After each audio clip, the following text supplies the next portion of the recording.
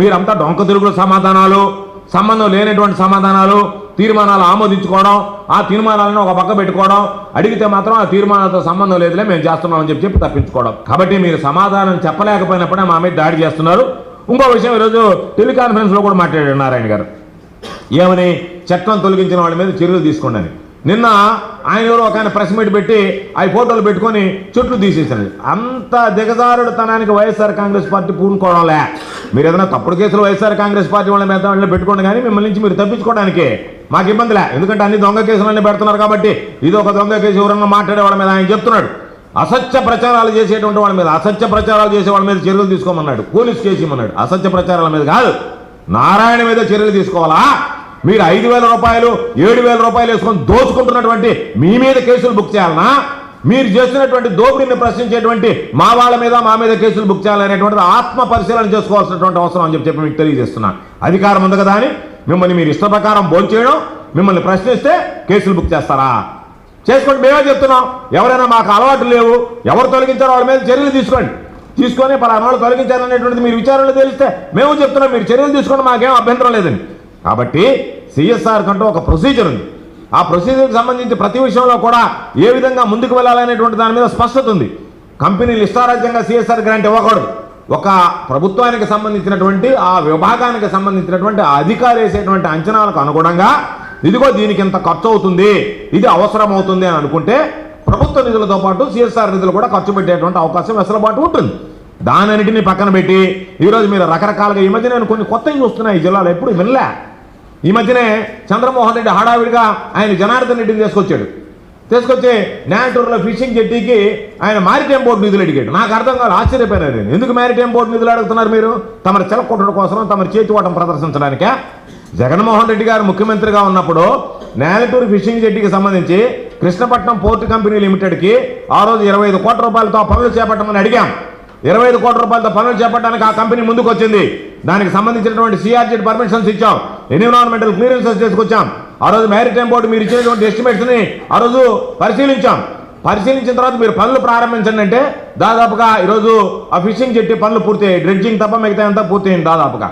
దానికి సంబంధించినటువంటి cold storage, driving platforms, వాళ్ళ రెస్ట్ రూమ్స్ కట్టాల్సి ఉంటే వాటిని కట్టకుండా ఈరోజు వాళ్ళకి వెసులుబాటు కల్పిస్తా ఈరోజు వెంటనే మ్యారిటైమ్ బోర్డుని తీసుకొచ్చి వాళ్ళ ద్వారా పనులు చేస్తామంటే దాని దగ్గర మీరు నొక్కడానికి, మ్యారిటైమ్ బోర్డు అంటే ప్రభుత్వ సంస్థ కాబట్టి దాని మీద ఇష్టారాజ్యంగా పెంచుకోవడానికి ఈరోజు ఏ విధంగా అయితే పోలవరాన్ని చంద్రబాబు నాయుడు పిండుకోవడానికి జాతీయ హోదా నుంచి తప్పించి ఆయన సొంతంగా ప్యాకేజీలకి పాల్పడ్డాడో అదే రకమైనటువంటి వాటి కోసం ఈరోజు సిఎస్ఆర్కి సంబంధించిన మీ అవసరం ఏముంది?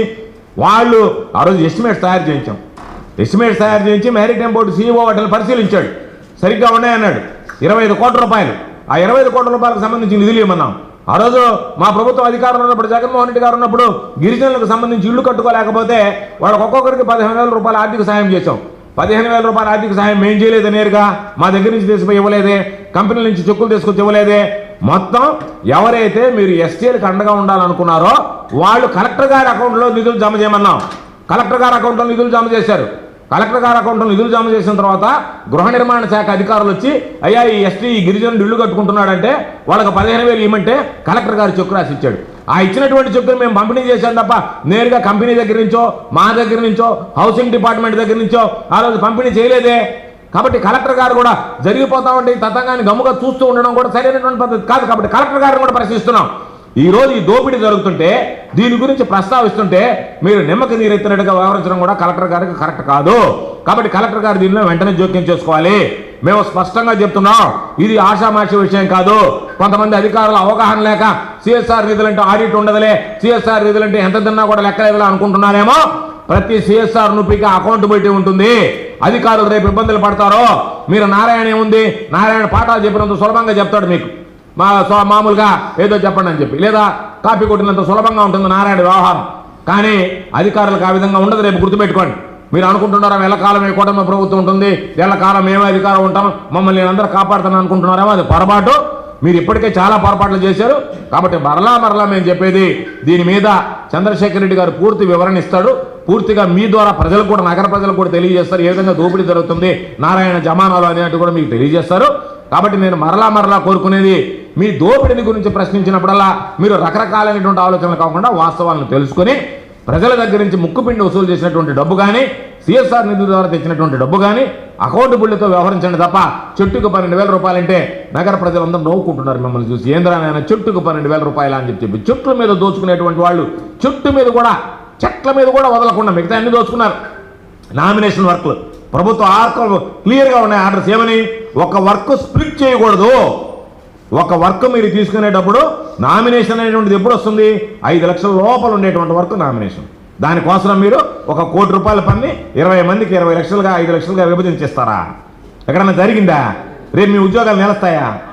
అట్లా ఒకే వ్యక్తికి ఒకే వర్క్ స్ప్లిట్ చేసి ఇస్తే రేపు దాని మీద విచారణ జరిగితే ఇంజనీరింగ్ అధికారుల దగ్గర నుంచి కమిషనర్ దగ్గర నుంచి ఎంతమంది ఇళ్ళకపోతారో, ఎంతమంది ఇబ్బందులు పడతారో, ఆ రోజు ఎవరు వచ్చి మిమ్మల్ని కాపాడతారో స్పష్టంగా ఉండే జీవోలు. ఏమని, ఒకే నేచర్ ఆఫ్ వర్క్ ఉంటే దాన్ని టెండర్లు పిలవాలి తప్ప మీ ఇష్ట ప్రకారం మీరు స్ప్లిట్ చేయడానికి వీలు లేదు అని చెప్పి ఉన్నాయి. అటువంటి దాన్ని మీరు స్ప్లిట్ చేస్తా, కోట్లాది రూపాయల వరకు నామినేషన్ పద్ధతిలో ఇస్తా, కోట్లాది రూపాయలు వెచ్చిస్తామని చెప్పి చెట్ల పేరుతో దోపిడీ చేసుకుంటా. ఆ చెట్లు చూస్తే ఒకరింటి ముందు నువ్వు చెట్టు బతికేవి. ఆ ఇల్లు కట్టుకున్నప్పుడు ఏం చేస్తాడు, ఆ చెట్టు కొట్టేసి ఇల్లు కట్టుకుంటాడు. లేదా నువ్వు దేశపోయి ఈశాన్యంలో చెట్టు నాటితే ఆయన గేటు పెట్టుకునే దగ్గర ఆ చెట్టు కొట్టేస్తాడు. నువ్వు ఎంత వృధా చేస్తున్నావు, ఎంత అవసరం అవుతుందో తెలియకుండా పంపిణీ. నీ డివిజన్లో నీకు 50 చెట్టు, నీ జోబులో డబ్బులు ఉంటాయి, ప్రభుత్వ డబ్బులు ఇవ్వడానికి నువ్వెవరు? ఇంకొక ఆయన వస్తాడు, నాకు 50 కాదు నేను 100 ఆడతానంట. 100 ఈయనకి. ఇంకొక ఆయన వస్తాడు, సార్ ఆయనకి 50 నాకు 100, ఆయనకి ఏంది సార్, ఆయనకి ఒక 20 ఇదిండా.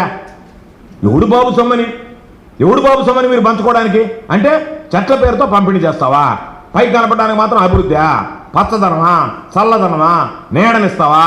నువ్వు నీ కార్యకర్తలకు నీడ కల్పించడానికి ప్రజలకు సంబంధించినటువంటి సొమ్ము దోచుకుంటా ప్రజలకు నేను నీడ కల్పిస్తానని చెప్తా ఇంత దారుణమైనటువంటి పనులు చేస్తూ ఉండేటువంటి వ్యక్తి అసలు మంత్రివర్గంలో కొనసాగడానికి అర్హుడా కాదా అనేటువంటిది రేపు నగర ప్రజలు తీర్మానించాల్సినటువంటి అవసరం. ఇటువంటి వ్యక్తి అసలు ప్రజా జీవితంలో ఉండడానికి అర్హుడా కాదా అని చెప్పి ఎవరో ఒక చేత మాట్లాడించడం, దారిని ఎవరి చేత మాట్లాడిస్తే కాదు. నారాయణ గారు, మీరు ఒక్కసారి ఆత్మపరిశీలన చేసుకోండి. ఏం చేస్తున్నారు అనేటువంటిది అర్థం చేసుకోండి. కోట్లాది రూపాయలు ఆస్తున్నాయి, కావాలంటే పంచిపెట్టి నీకు సంబంధించినటువంటి కార్యకర్తలకి. అంతేగాని మున్సిపల్ కార్పొరేషన్ డబ్బు, సిఎస్ఆర్ నిధులతో తీసుకొచ్చినటువంటి డబ్బు ఈరోజు ఆయన చెప్తున్నాడు తంటాలు పడి సిఎస్ఆర్లో తెస్తాడు. ఏం తంటాలు పడి తెచ్చేది? ఆడు ఏ సినిమాలో కూర్చుంటివి, వచ్చినటువంటి వాడి దగ్గర నీకు బిల్లు చేయాలంటే నువ్వు సిఎస్ఆర్ డబ్బులు ఇవ్వాలని చెప్పి వాళ్ళు బెదిరిస్తుంటివి, తెచ్చి ఆడ పెడుతుంది. నువ్వు తంటాలు పడేది ఏముందో దాంట్లో? తంటాలు పడుతున్నది ఆ సిఎస్ఆర్ ఇచ్చినటువంటి వాళ్ళు తంటాలు పడతారు, నీ మాట విని చేసినటువంటి ఉద్యోగులు రేపు తంటాలు పడతారు. తమరేమో ఏసీ రూమ్లో చల్లగానే ఉంటారు, ఇబ్బంది ఉండదు. కాబట్టి మరలా చెప్తున్నా, జిల్లా కలెక్టర్ గారు వెంటనే ఒకవేళ ఆయన మంత్రి స్థాయి అయినా సరే రేపు ఇబ్బంది పడతారు మీరందరూ, అధికారులందరూ. ఆ రోజు అందరూ బాధ్యత వహించాల్సినటువంటి అవసరం ఉంటుంది. కాబట్టి ఇప్పటికైనా జరిగినటువంటి నష్టం ఏదైతే జరిగిందో దాని మీద జోక్యం చేసుకోండి. మీరు స్పష్టతనివ్వండి. మీరు ప్రజల సొమ్మా, లేదు కార్పొరేషన్కి సంబంధించినటువంటి ప్రజల సొమ్మా, సిఎస్ఆర్ డబ్బా, సొంత డబ్బా అనేటువంటి దాని మీద స్పష్టత ఇవ్వండి.